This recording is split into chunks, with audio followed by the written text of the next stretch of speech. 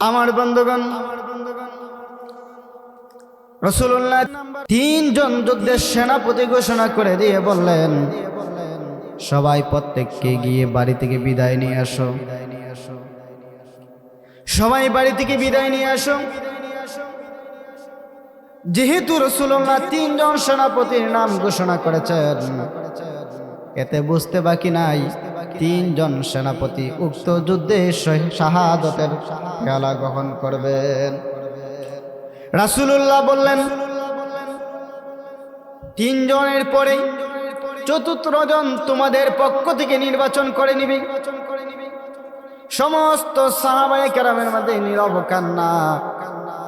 সবাই বুঝতে আর বাকি রইল না। সবাই বুঝতে পারছেন যেহেতু রাসূল বলেছেন চতুর্থ জন তোমাদের পক্ষ থেকে নির্বাচন করবে, তার মানে হইল উক্ত তিনজন সেনাপতি এই মুতার প্রান্তরে শাহাদাত বরণ করবে। রাসূলুল্লাহ বলেন, যাও সবাই গিয়ে বিদায় নিয়ে আসো। হযরত যায়েদ বললেন, ইয়া রাসূলুল্লাহ, ইয়া হাবিবাল্লাহ, আপনি ঘোষণা করেছেন, আমার মা আয়েশা হুজরা থেকে শুনেছেন, সুতরাং আমার আর বিদায় নেওয়ার প্রয়োজন হয় না। আমার আব্বা এবং আমার মা ইয়ামানে থাকেন, ইয়ামান থেকে এই মুহূর্তে বিদায় আনা আমার পক্ষে সম্ভব না। সুতরাং আমার বিদায় আপনাদের কাছ থেকেই নেওয়া। 2 নম্বর সেনাপতি হযরত জাফর বাড়িতে চলে গেলেন। যাওয়ার পরে শুনতেছেন স্ত্রী মৃদু সুরে কোরআন তেলাওয়াত করেন। স্ত্রীর কাছে গিয়ে বললেন, স্ত্রী, রাসূলুল্লাহ আমাকে 2 নম্বর সেনাপতির নাম ঘোষণা করেছেন, যুদ্ধের ময়দানে যেতে হবে, জনমের মতো বিদায় নিতে এসেছি। স্ত্রী বললেন, ঠিক আছে, যুদ্ধে যাবেন, অনুমতি। যেহেতু রাসূলুল্লাহ আপনার সেনাপতির নাম ঘোষণা করেছেন, সব সময় আপনি আমাদেরকে নিয়ে দোয়া করেন। রাসূল বলেছেন, যুদ্ধে যাওয়ার আগে যদি কোনো স্ত্রী তার স্বামীকে নিয়ে দোয়া করে, মহান আল্লাহ ওই দোয়া কবুল করে। জোরে বলেন সুবহানাল্লাহ। আমার বন্ধুগণ, হযরত জাফর বললেন, স্ত্রী, আর বিলম্ব করো না, যুদ্ধের ময়দানে যেতে হবে। আমার যে ছেলেগুলো আছে, আমার রাস্তায় আমি যে পথে জীবন দিতে যাচ্ছি, আল্লাহর রাস্তায় যে পথে আমি জীবন দিতে যাচ্ছি, ওই রাস্তায় আমার সন্তানগুলোকে বড় করবে, ওই রাস্তায় তাদেরকে গড়ে তুলবে। হ্যাঁ স্ত্রী দোয়া করো। স্ত্রী দোয়া করলেন, আল্লাহ আমার স্বামীকে যুদ্ধের ময়দানে গাজী বানাইয়া আবার আমাদের কাছে ফিরাইয়া দিও। হযরত জাফর তরবারি নিয়ে স্ত্রীর হাতে মৃদু আঘাত করে বললেন, স্ত্রী, তোমার এই দোয়া আল্লাহর দরবারে কবুল হবে না, কারণ রাসূলুল্লাহ আমার আগেও একজন সেনাপতির নাম ঘোষণা করেছেন, আমার পরেও একজন সেনাপতি আছে, আমি হলাম 2 নম্বর সেনাপতি। সুতরাং আমার জন্যে তোমার এই দোয়া তোমার আল্লাহর দরবারে কবুল হবে না। সুতরাং আমি চলে যাচ্ছি, জনমের মতো বিদায় দিয়ে দাও। স্ত্রীর কাছ থেকে বিদায় নিয়ে হযরত জাফর রওনা হয়ে গেলেন। পিছন থেকে স্ত্রী গলা কাটা কবুতরের মতো চটপট শুরু করে দিয়েছে। পিছন থেকে ছেলেগুলো আব্বা আব্বা বলে কান্না করে। হযরত জাফর তাকায়া দেখলেন না কারা কান্না করে। জোরে বলেন সুবহানাল্লাহ। 3 নম্বর সেনাপতি হযরত আব্দুল্লাহ ইবনে রাওয়াহা সবে মাত্র বিবাহ করেছেন। আমাদের ছেলেগুলো যদি বিবাহ করে আর যদি দিনের জন্য ডাক আসে, বলেন আমরা কি দিব? কি বলেন আপনারা? দিব না। তারাও যাবে না। সবেমাত্র বিবাহ করেছি, আমার বাসর রাত, ফুলসজ্জার রাত, এই মুহূর্তে তো যাওয়া কোনোভাবেই সম্ভব না। কিন্তু দেখেন সাহাবায়ে কেরাম দিনের জন্য, আল্লাহর রাসূলের জন্য, আল্লাহর রাসূলকে অনুসরণ করতে গিয়ে তার কি ত্যাগ স্বীকার করেছেন দিনের জন্য, ইসলামের জন্য, রাসূলুল্লাহর জন্য। জোরে বলেন সুবহানাল্লাহ। হযরত আব্দুল্লাহ ইবনে রাওয়াহা দরজার কাছে গিয়ে শুনেন স্ত্রীর কাছ থেকে কোরআনুল কারীমের তেলাওয়াত শোনা যায়। হযরত আব্দুল্লাহ ইবনে রাওয়াহা সালাম দিলেন, স্ত্রী গো, রাসূলুল্লাহ আমার নাম সেনাপতি হিসাবে ঘোষণা করেছেন, আমার নাম সেনাপতি হিসাবে ঘোষণা করেছেন। আমার আগে সেনাপতি আরো 2 জন আছে, আমি হলাম 3 নম্বর সেনাপতি। তোমার সাথে আজকে ফুল সজ্জার রাত, সবে মাত্র বিবাহ করেছি। রাসূলুল্লাহ আমার নাম ঘোষণা করেছেন, সুতরাং দ্বীনের জন্য, ইসলামের জন্য, আল্লাহর জন্য যেতে হবে। স্ত্রী বললেন, স্বামী আল্লাহর রাসূল যেহেতু আপনার নাম ঘোষণা করেছেন, আমার কোনো আপত্তি নাই, সুতরাং আপনি যান। তবে একটা অনুমতি, একটা অনুরোধ আপনার কাছে, যেহেতু যুদ্ধে চলে যাবেন, আমি আপনাকে বাধা দেব না। যদি আমাদের দেশের মহিলারা হতো অনুমতি দিত, কি বলেন আপনারা, অনুমতি দিত? কখনোই পারমিশন দিত না। এসবে মাত্র বিবাহ করেছ, আমাকে ছেড়ে যুদ্ধে যাবা? আর কোন সাহাবী নাই, রাসূলুল্লাহ আলাইহি আপনারাই দেখলেন। বিসমিল্লাহির রহমানির রহিম। কুল ইন কুনতুম তুহিব্বুনাল্লাহা ফাত্তাবিউনি ইউহিব্বুকুমুল্লাহ ওয়া ইয়াগফির লাকুম যুনুবাকুম ওয়াল্লাহু গফুরুর রহিম। সাদাকাল্লাহুল আযীম ওয়া সাদাকা রাসূলুহুন নাবিয়্যুল কারীম। وعن سيد الجن والبشر صلى الله عليه وسلم: من أحب سنتي فقد أحبني ومن أحبني كان معي في الجنة. صلى الله على سيدنا ومولانا محمد وعلى آله وأصحابه وسلم. لا إله إلا الله. সবাই একটু জিকির করে লা ইলাহা ও লা ইলাহা ইল্লাল্লাহ লা ইলাহা ইল্লাল্লাহ লা ইলাহা ইল্লাল্লাহ মুহাম্মাদুর রাসূলুল্লাহ সাল্লাল্লাহু আলাইহি ওয়াসাল্লাম। পাঞ্জারাই পূর্ব মক্তবের উদ্যোগে আজকের আয়োজিত সদরে জলসার মুহতারাম সভাপতি, উপস্থিত ওলামায়ে কেরাম, যুবক বাবারা, যুবক ভাইয়েরা, মুরব্বী বাবারা, আল্লাহ রাব্বুল আলামিনের দরবারে শুকরিয়া আদায় করি, যিনি আজকে আমাদেরকে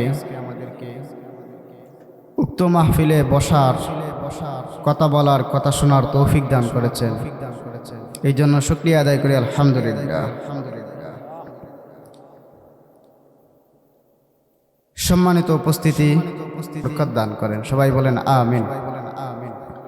সম্মানিত সুদী, বাহিরে কোনো আলোচনা করব না, সরাসরি যে সামনে পাঠ করেছি সে আয়াতে আল্লাহ তাআলা বলেন, কুল, হে রাসূল আপনি বলেন, ইন কুনতুম তুহিব্বুনাল্লাহ, যদি তোমরা আমি আল্লাহকে পেতে চাও, ফাত্তাবিউনি,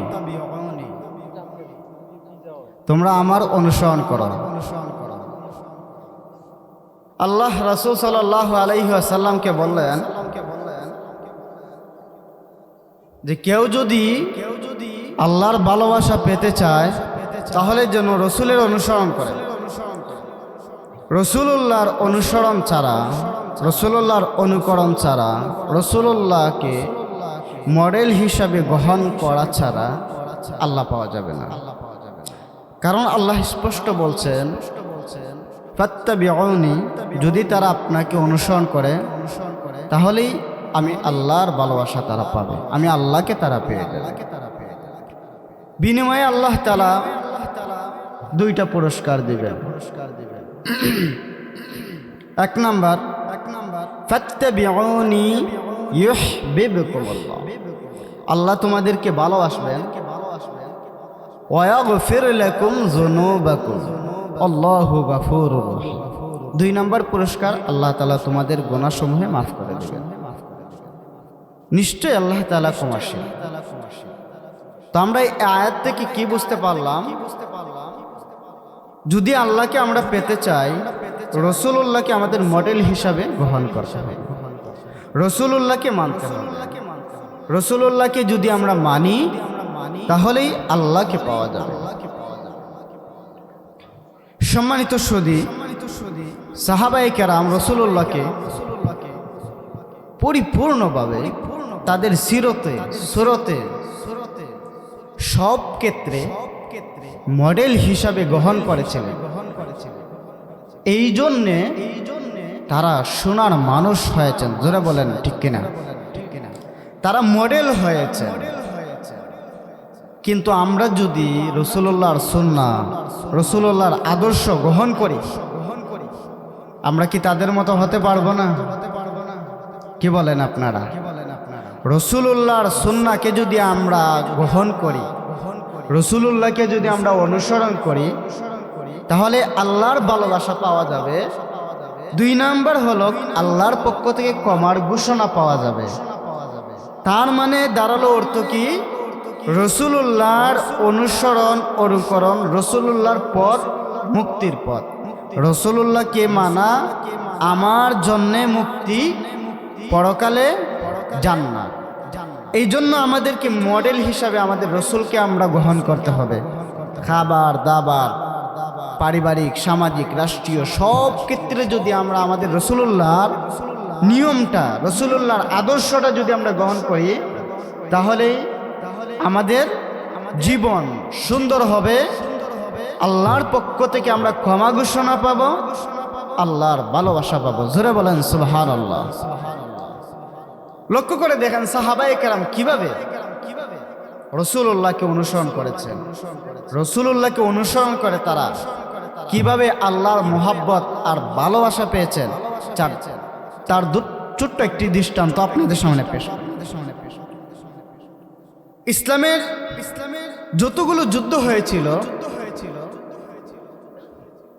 তার মাঝে অন্যতম একটা যুদ্ধ হয়েছিল মুতার যুদ্ধ। সেই মুতার যুদ্ধকে কেন্দ্র করে রাসূলুল্লাহ সাল্লাল্লাহু আলাইহি সাল্লাম তিনজন সেনাপতির নাম ঘোষণা করেছিলেন। রাসূলুল্লাহ পত্রের মাধ্যমে প্রত্যেক দেশের রাষ্ট্রপ্রধানদেরকে দাওয়াত দিলেন। কথাগুলো খুব মনোযোগ দিয়ে অল্প সময়ের ভিতরে চেষ্টা করবেন। আমি সংক্ষেপে বলছি। দ্বীনের দাওয়াত দিলেন। রোম বাদশাহ হিরাক্লিয়াস রাসূলুল্লাহ সেই রাষ্ট্রদূত, রাষ্ট্রের পক্ষ থেকে যে দাওয়াত নিয়ে গিয়েছিল, রাসূলুল্লাহ যাকে প্রেরণ করেছিলেন, তাকে সে হত্যা করেছে। নাউজুবিল্লাহ বলেন। সংবাদটা রাসূলুল্লাহর কাছে আসলো। রাসূলুল্লাহ খুব কষ্ট পেলেন। রাসূলুল্লাহ এটাকে বললেন, এভাবে ছেড়ে দেওয়া যায় না, এটাকে এভাবে কোনোভাবেই ছেড়ে দেওয়া যায় না, তার বদলা নিতে হবে। রাসূলুল্লাহ ঘোষণা করলেন, সবাই মসজিদে নববীতে আসেন। সাহাবায়ে কেরাম সবাই মসজিদে নববীতে দৌড়াচ্ছেন। রাসূলুল্লাহ ঘোষণা করেছেন। রাসূলুল্লাহ মসজিদে নববীতে আসলেন। সাহাবায়ে কেরাম ঘোষণা করলেন যে রোমানদের সাথে আমাদের ঐতিহাসিক একটা যুদ্ধ হতে যাচ্ছে। রোমান সৈন্যরা হলো 1 লক্ষ, মতান্তরে 1.5 লক্ষ, আরবেরা দিয়েছিল আরো 1 লক্ষ, মোট 2 থেকে 2.5 লক্ষ। আর সাহাবায়ে কেরামের সংখ্যা ছিল সর্বমোট 3000। রোমানদের সংখ্যা কত?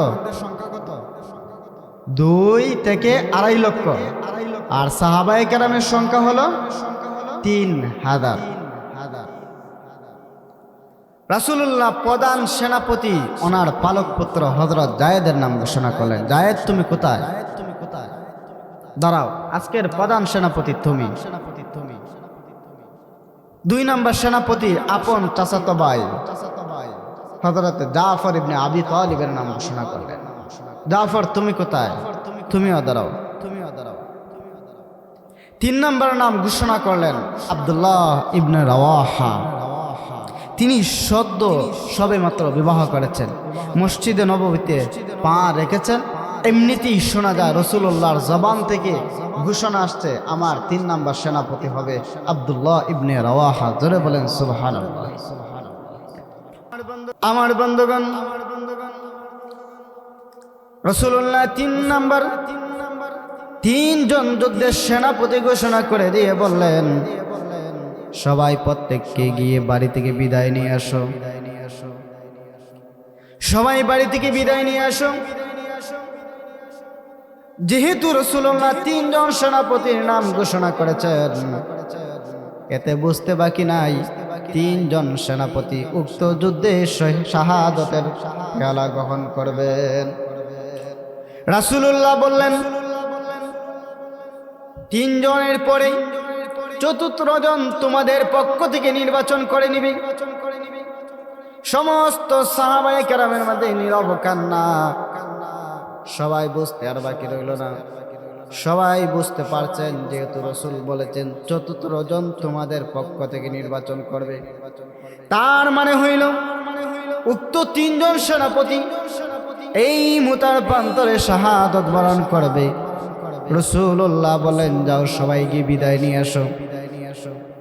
হযরত জায়েদ বললেন, ইয়া রাসূলুল্লাহ, ইয়া হাবিবাল্লাহ, আপনি ঘোষণা করেছেন, আমার মা আয়েশা হুজরা থেকে শুনেছেন, সুতরাং আমার আর বিদায় নেওয়ার প্রয়োজন হয় না। আমার আব্বা এবং আমার মা ইয়ামানে থাকেন, ইয়ামান থেকে এই মুহূর্তে বিদায় আনা আমার পক্ষে সম্ভব না। সুতরাং আমার বিদায় আপনাদের কাছ থেকেই নেওয়া। 2 নম্বর সেনাপতি হযরত জাফর বাড়িতে চলে গেলেন। যাওয়ার পরে শুনতেছেন স্ত্রী মৃদু সুরে কোরআন তেলাওয়াত করেন। স্ত্রীর কাছে গিয়ে বললেন, স্ত্রী, রাসূলুল্লাহ আমাকে 2 নম্বর সেনাপতির নাম ঘোষণা করেছেন, যুদ্ধের ময়দানে যেতে হবে, জনমের মতো বিদায় নিতে এসেছি। স্ত্রী বললেন, ঠিক আছে, যুদ্ধে যাবেন, অনুমতি। যেহেতু রাসূলুল্লাহ আপনার সেনাপতির নাম ঘোষণা করেছেন, সব সময় আপনি আমাদেরকে নিয়ে দোয়া করেন। রাসূল বলেছেন, যুদ্ধে যাওয়ার আগে যদি কোনো স্ত্রী তার স্বামীকে নিয়ে দোয়া করে, মহান আল্লাহ ওই দোয়া কবুল করে। জোরে বলেন সুবহানাল্লাহ। আমার বন্ধুগণ, হযরত জাফর বললেন, স্ত্রী, আর বিলম্ব করো না, যুদ্ধের ময়দানে যেতে হবে। আমার যে ছেলেগুলো আছে, আমার রাস্তায় আমি যে পথে জীবন দিতে যাচ্ছি, আল্লাহর রাস্তায় যে পথে আমি জীবন দিতে যাচ্ছি, ওই রাস্তায় আমার সন্তানগুলোকে বড় করবে, ওই রাস্তায় তাদেরকে গড়ে তুলবে। হ্যাঁ স্ত্রী দোয়া করো। স্ত্রী দোয়া করলেন, আল্লাহ আমার স্বামীকে যুদ্ধের ময়দানে গাজী বানাইয়া আবার আমাদের কাছে ফিরাইয়া দিও। হযরত জাফর তরবারি নিয়ে স্ত্রীর হাতে মৃদু আঘাত করে বললেন, স্ত্রী, তোমার এই দোয়া আল্লাহর দরবারে কবুল হবে না, কারণ রাসূলুল্লাহ আমার আগেও একজন সেনাপতির নাম ঘোষণা করেছেন, আমার পরেও একজন সেনাপতি আছে, আমি হলাম 2 নম্বর সেনাপতি। সুতরাং আমার জন্যে তোমার এই দোয়া তোমার আল্লাহর দরবারে কবুল হবে না। সুতরাং আমি চলে যাচ্ছি, জনমের মতো বিদায় দিয়ে দাও। স্ত্রীর কাছ থেকে বিদায় নিয়ে হযরত জাফর রওনা হয়ে গেলেন। পিছন থেকে স্ত্রী গলা কাটা কবুতরের মতো চটপট শুরু করে দিয়েছে। পিছন থেকে ছেলেগুলো আব্বা আব্বা বলে কান্না করে। হযরতে জাফর তাকে দেখলেন না কারা কান্না করে। জোরে বলেন সুবহানাল্লাহ। 3 নম্বর সেনাপতি হযরত আব্দুল্লাহ ইবনে রাওয়াহা সবে মাত্র বিবাহ করেছেন। আমাদের ছেলেগুলো যদি বিবাহ করে আর যদি দিনের জন্য ডাক আসে, বলেন আমরা কি দিব? কি বলেন আপনারা? দিব না। তারাও যাবে না। সবেমাত্র বিবাহ করেছি, আমার বাসর রাত, ফুলসজ্জার রাত, এই মুহূর্তে তো যাওয়া কোনোভাবেই সম্ভব না। কিন্তু দেখেন সাহাবায়ে কেরাম দিনের জন্য, আল্লাহর রাসূলের জন্য, আল্লাহর রাসূলকে অনুসরণ করতে গিয়ে তার কি ত্যাগ স্বীকার করেছেন দিনের জন্য, ইসলামের জন্য, রাসূলুল্লাহর জন্য। জোরে বলেন সুবহানাল্লাহ। হযরত আব্দুল্লাহ ইবনে রাওয়াহা দরজার কাছে গিয়ে শুনেন স্ত্রীর কাছ থেকে কোরআনুল কারীমের তেলাওয়াত শোনা যায়। হযরত আব্দুল্লাহ ইবনে রাওয়াহা সালাম দিলেন, স্ত্রী গো, রাসূলুল্লাহ আমার নাম সেনাপতি হিসাবে ঘোষণা করেছেন। আমার নাম সেনাপতি হিসাবে ঘোষণা করেছেন। আমার আগে সেনাপতি আরো 2 জন আছে, আমি হলাম 3 নম্বর সেনাপতি। তোমার সাথে আজকে ফুলসজ্জার রাত, সবে মাত্র বিবাহ করেছি। রাসূলুল্লাহ আমার নাম ঘোষণা করেছেন, সুতরাং দিনের জন্য, ইসলামের জন্য, আল্লাহর জন্য যেতে হবে। স্ত্রী বললেন, স্বামী আল্লাহর রাসূল যেহেতু আপনার নাম ঘোষণা করেছেন, আমার কোনো আপত্তি নাই, সুতরাং আপনি যান। তবে একটা অনুরোধ আপনার কাছে, যেহেতু যুদ্ধে চলে যাবেন, আমি আপনাকে বাধা দেব না। যদি আমাদের দেশের মহিলারা হতো, অনুমতি দিত? কি বলেন আপনারা? অনুমতি দিত? কখনোই পারমিশন দিত না। এসবে মাত্র বিবাহ করেছ, আমাকে ছেড়ে যুদ্ধে যাবা? আর কোন সাহাবী নাই? রাসূলুল্লাহ হলে আপনারাই দেখলেন। কি বলেন আপনারা? স্ত্রী বললেন, স্বামী আমি মদিনার সুন্দরী, আপনি জানেন কোন রকম আমাদের একটাবার দেখা হয়েছিল, আর দেখা হয় নাই। বিবাহের সময় শুধু অল্প সময় স্বামী স্ত্রীর দেখা হয়, ঠিক কিনা? আমাকে দেখেছেন ভালো করে, আমিও আপনাকে দেখি নাই, আপনিও আমাকে দেখেন নাই। সুতরাং গড়ে আসুন, যেন আপনার চেহারাটা একটাবার আমি ভালো করে নজর দিয়ে দেখতে পারি, আমার স্বামীকে যেন কিয়ামতের মাঠে আমি চিনতে পারি। হযরত আব্দুল্লাহ ইবনে রাওয়াহা বললেন, স্ত্রী রে, যেই আল্লাহর পথে, মাবুদ মেহেরবানের পথে আমি জীবন দিতে যাচ্ছি, তুমি যদি ধৈর্য ধারণ করে থাকতে পারো, তুমি যদি সবর করে থাকতে পারো, যেই মাবুদ মেহেরবানের রাস্তায় জীবন দিচ্ছি, ওই মাবুদ মেহেরবান কিয়ামতের মাঠে তোমার আমার সাক্ষাৎ করাইয়া দিবি। জোরে বলেন সুবহানাল্লাহ। হযরত আব্দুল্লাহ ইবনে রাওয়াহা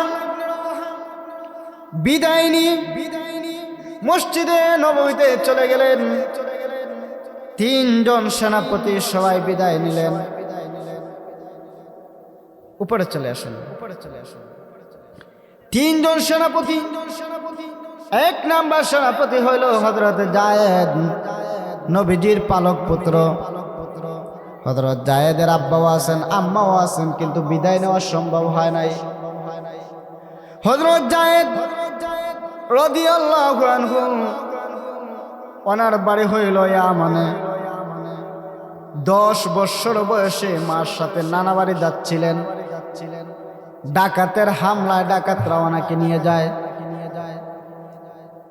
হযরত জায়েদ রাদিয়াল্লাহু আনহুকে খাদিজাতুল কুবরা রাদিয়াল্লাহু আনহুর ভাতিজা খরিদ করলেন। খরিদ করে আম্মাজান খাদিজাকে তিনি উপহার হিসাবে দিলেন।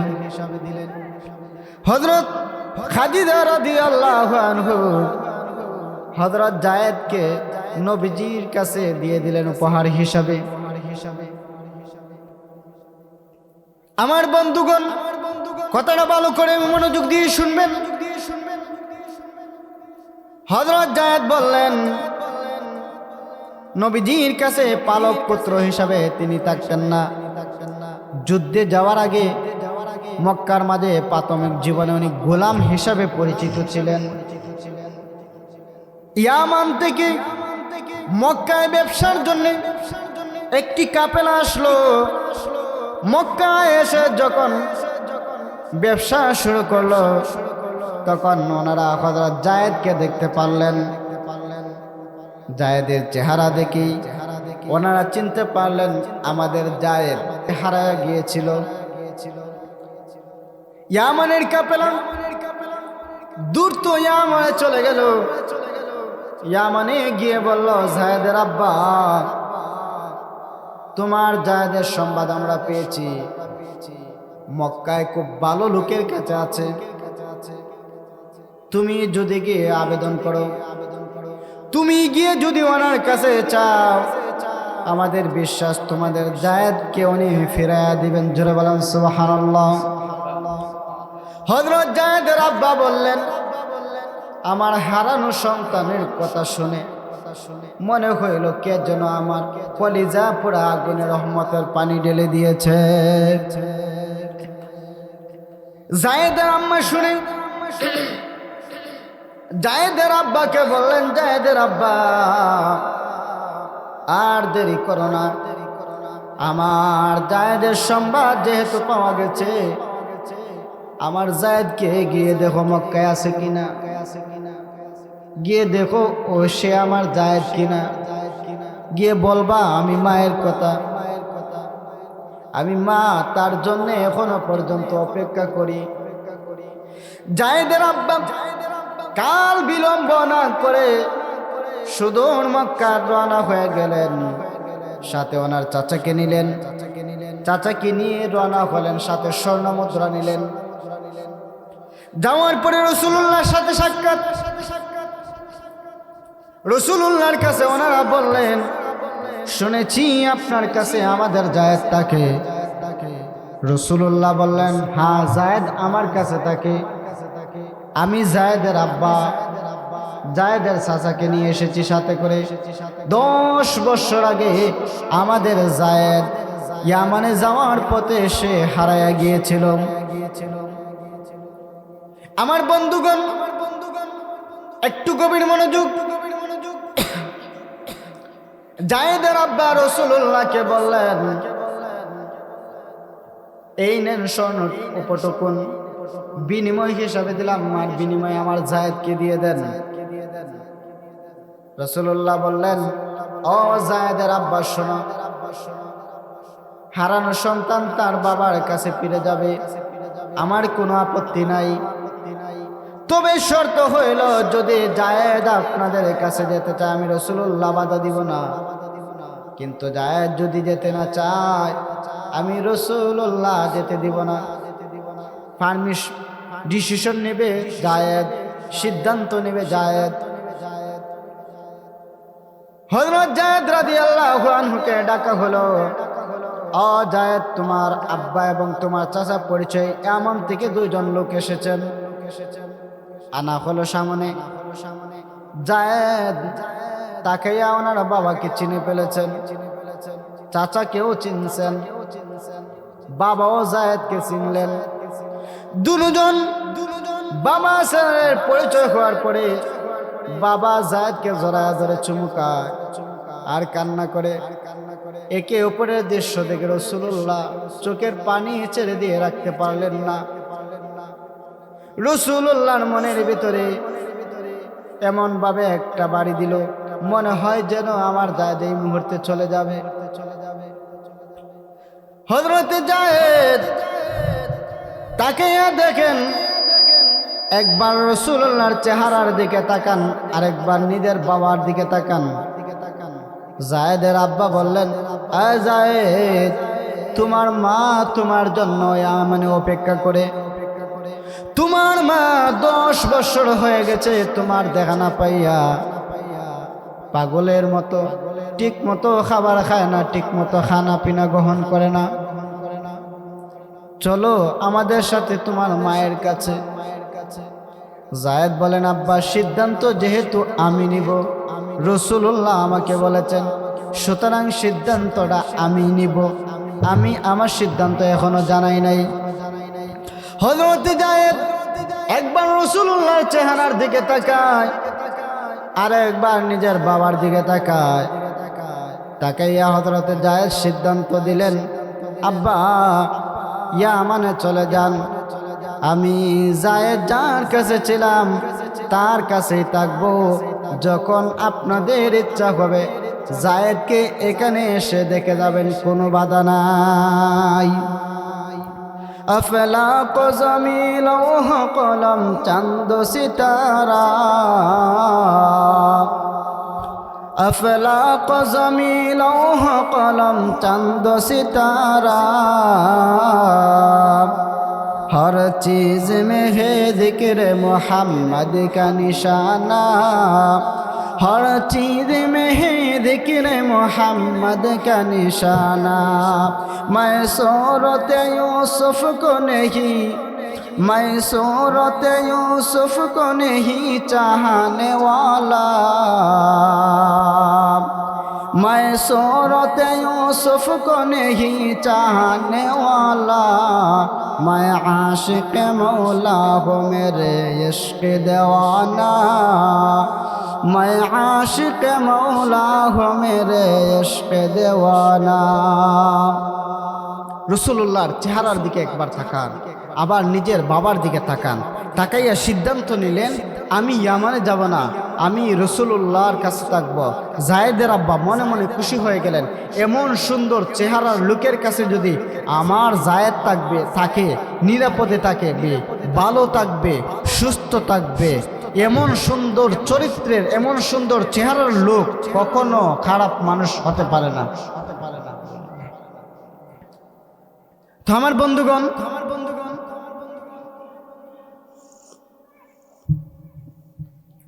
হযরত জায়েদ 1 নম্বর সেনাপতি, হযরত জাফর 2 নম্বর সেনাপতি, আব্দুল্লাহ বিন রাওয়াহা 3 নম্বর সেনাপতি। রাসূলুল্লাহ কয়জন সেনাপতির নাম ঘোষণা করেছেন? 3 জন। বলছেন 14 জন হবে তোমাদের পক্ষ থেকে। ইয়ার মুতার যুদ্ধের প্রান্তরে সাহাবায়ে কেরাম সংখ্যা ছিল 3000, রোমানদের সংখ্যা ছিল 2.5 থেকে 2 লক্ষ, যুদ্ধের জন্য রওনা হয়ে গেলেন। বর্তমানে জর্ডানের দোদলা নদীর তীরে এই যুদ্ধটা হয়েছিল। আমার বন্ধুগণ, প্রধান সেনাপতি দেখেন সাহাবায়ে কেরাম রাসূলুল্লাহকে কিভাবে অনুসরণ করেছেন, রাসূলুল্লাহর আদর্শ গ্রহণ করেছেন, গ্রহণ করে ওনারা কিভাবে সোনার মানুষ হয়েছেন, কিভাবে আল্লাহর পক্ষ থেকে ওনারা জান্নাত খরিদ করেছেন। আমি যে আয়াত পড়েছিলাম সেই আয়াতটাই আপনাদের সামনে বোঝাতে চাচ্ছি। সাহাবায়ে কেরাম যেভাবে রাসূলুল্লাহকে অনুসরণ করেছেন, আমরা যদি সেইভাবে রাসূলুল্লাহকে অনুসরণ করার চেষ্টা করি, আমরাও হব আল্লাহর পক্ষ থেকে ক্ষমাপ্রাপ্ত দল। জোরে বলেন সুবহানাল্লাহ।